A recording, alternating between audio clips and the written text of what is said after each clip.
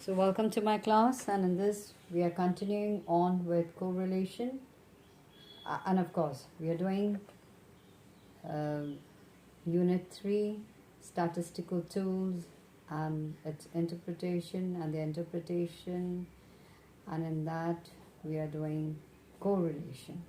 And correlation we finished with scatter diagrams, and we are doing Karl Pearson's coefficient of correlation. In this, we finished two methods. One was the actual mean method, and the other one was the direct method. And what we are doing now is the we are doing the assume mean method. If you see the formula, it looks very mean. I mean, it looks big.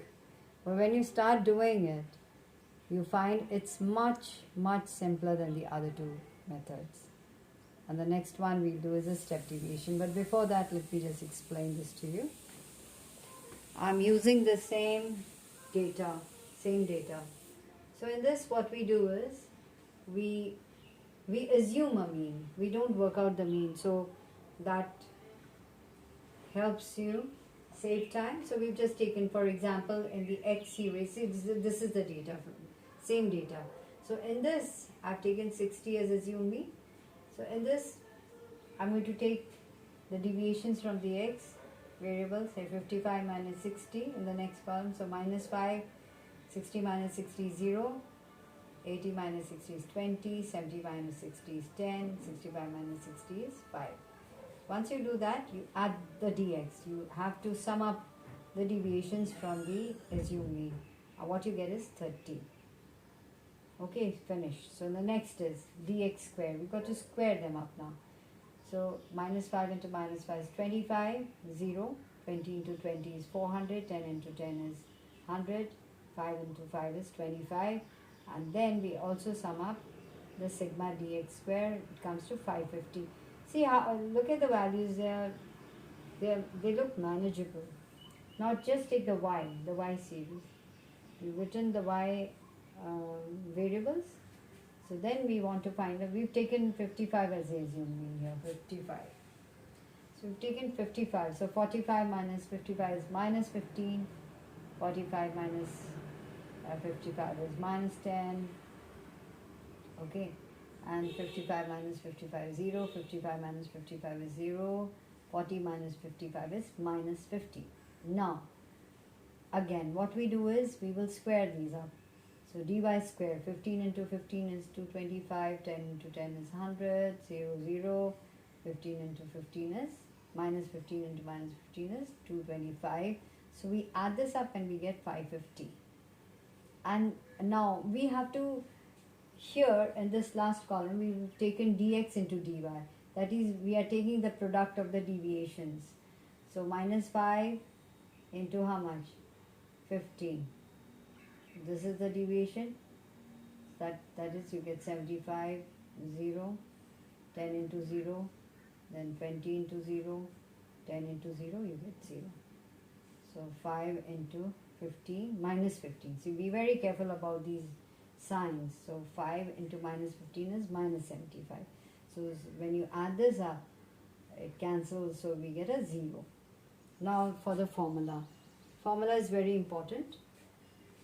So you have to take the sigma dx into dy minus, so sigma dx into dy. How much did you get? Sigma dx into dy, you got a 0, right?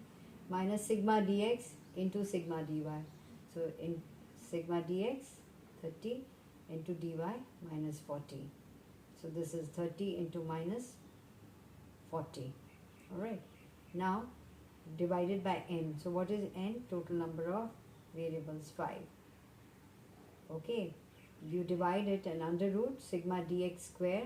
So see, what is sigma dx square? 550 minus then sigma dx the whole square upon n. So sigma dx is how much? So sigma dx square was this, and sigma dx is 30. 30 the whole square upon n. That is 5. Then here also sigma dy square is 550. minus 40, that is dy, the whole square upon 5. So this is how you get. Alright, I hope you can see that down below.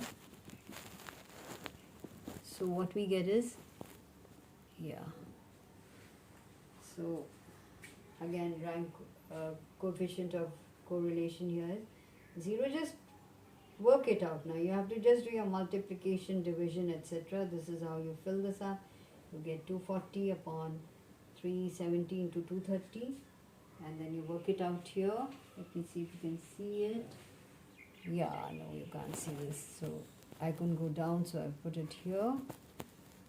So in this, we've done as 250 divided by under root 85,100. So take out the square root of that, 240, 291.71, and what you get is Karl Pearson's coefficient of correlation, which shows that there's a positive correlation, high degree of positive correlation. And since we use the same illustration, the answer is the same. And what we are going to do now is we are going to do the step deviation method in the next one. So what does step deviation means?